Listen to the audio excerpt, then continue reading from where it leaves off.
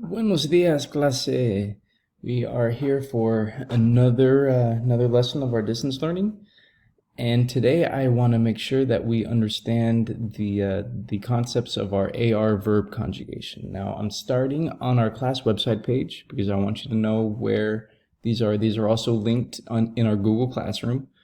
I'll be reading and going from this presentation that's right here, but also I want you to know that everything that we're going to be seeing and talking about in this presentation is also in video format over here, where if you click on this actual image, it's going to take you to a SchoolTube video that's going to be going over all the things that we are going to be going over. So let's get right into it. Oh, but before, let me just stress the importance of our subject pronouns. And I'm just going to zoom in over here because this is a great conjugation chart that we've been using. The subject pronoun, this is expected knowledge at this point. We've been going over those for quite a bit and the placement in its box, but just a quick review. Yo is I, tú is you, the informal way. Él is he, ella, she. Usted is the you formal. That's something that we don't have in English. Remember, think that as like the equivalent of like a sir. When you want to show a sign of respect for somebody, you use the usted form of you. Nosotros, we also say nosotras if all girls are in the group and you're talking about yourself and you're a girl. We have this vosotros form here that we talk about, but it's not used as in the majority of the Spanish-speaking countries. And then we have ellos, ellas, ustedes. Ellos is they, ellas is they, all girls, and ustedes is you guys. Now remember, think of it, singular on the left, plural on the right. All right, let's get into our presentation. I'm just going to go on this form just so we can see it a little bit better. Oh, I should also say, afterwards, before we, after this presentation and we go to Google Classroom for our assignment, please enter our game room right over here where you can practice all of our AR verb conjugations with Game of Battleship, Rags to Riches, which is kind of like a Who Wants to Be a Millionaire kind of game, and Hangman. So that's some good practice that we can be using before our assignment or just at any time. All right, so let's go ahead and start. All right, so like we talked about, we're going to be talking about verbs in the present tense. And for this particular one, we're going to be talking about AR verb conjugations. So the fundamental parts of a Spanish verb is the infinitive. I like to call them the Buzz Lightyear verbs. For any of us who is familiar with the Toy Story movie, Buzz Lightyear likes to say to infinity and beyond. Same thing with our translation into English. We have to add the word to in front of it.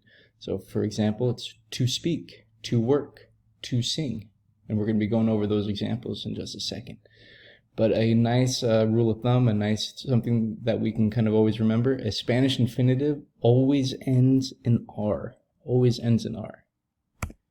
Now, you're going to notice that the Spanish infinitive always ends in R, but there's three kinds of infinitives. There's AR verbs, which end in AR, ER verbs, which end in ER, and IR verbs, which end in IR. But notice that the R is always the ending of it, which is why it's underlined right over here. All right, and then we have the ending. Those are the AR, ER, IR verbs we were just talking about. It's the last two letters of the Buzz Lightyear verb of the infinitive, and it's always going to be two letters. For example, hablar, to speak. It's going to be an AR verb because the last two letters are AR. Comer, to eat. It's going to be an ER verb because the last two letters in the infinitive form end in ER. And escribir, to write. And you guessed it, the last two letters are IR, so it's an IR verb. So those are three categories of infinitives, of Buzz Lightyear verbs. And then, very important for our verb conjugations, we remember a conjugation is just a variation depending on who is doing the action. So whatever's left after removing the ending from the infinitive, we call the stem or the root. The stem consists of any number of letters depending on the length of the verb. So even though the endings are always going to be two letters, A-R, E-R, I-R, the stem can be any number of letters depending on the word. Let's do some examples.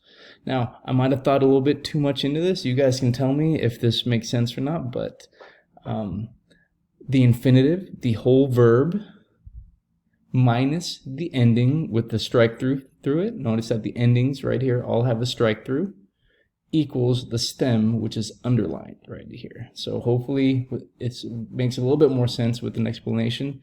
Let me know if this helps. If not, then I can just make it a little bit more plain next time. So we have hablar. We take off the ending, and our stem or our root is going to be the remaining letters, H-A-B-L. And we have comer. We take off the ending, ER, and then our stem is going to be C-O-M, com. Same thing with escribir. And with same thing for the rest of our examples. So just a quick review. The infinitive is just the unconjugated, the unchanged form of the verb. For example, estudiar, to study.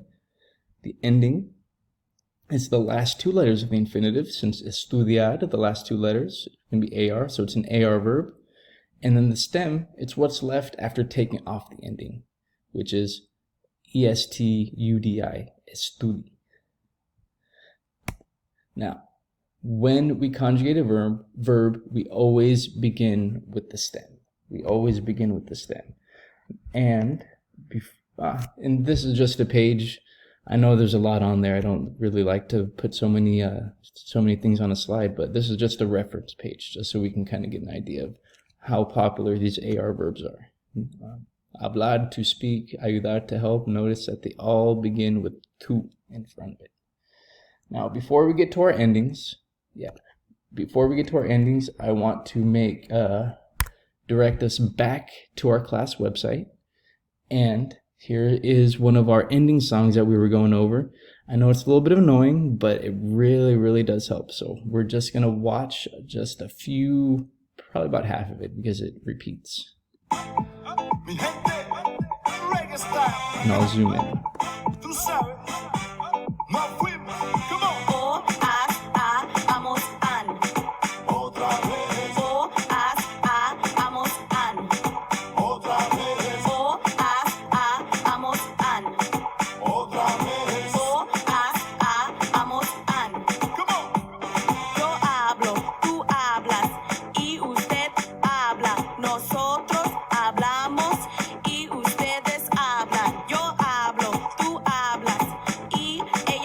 So we know where that is on our class website. I'm not going to go the whole thing because we've gone over this before.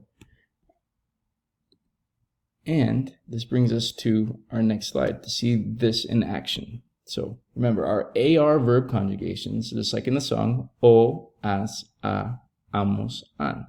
Now this is where our subject pronouns that we've been learning about and the placement in that box becomes so important, because this is where we see very similar charts going forward. So you notice that we have the stem for hablar. We took off the ending. We're left with the H-A-B-L. And then we have our new endings based on who's doing the action. Yo hablo, tú hablas. Él, ella, usted habla. They all share that one. Nosotros, nosotras hablamos. And ellos, ellas, ustedes hablan. O, as, a, amos, an. And then the next slides are just the same thing, but with a different AR verb. How we see that the stems change, the endings stay the same, and our root, our stem, our stems change based on our verb. And then one more for buscar, to look for. You see that it is just the same process for our AR verb conjugations, for our regular AR verb conjugations.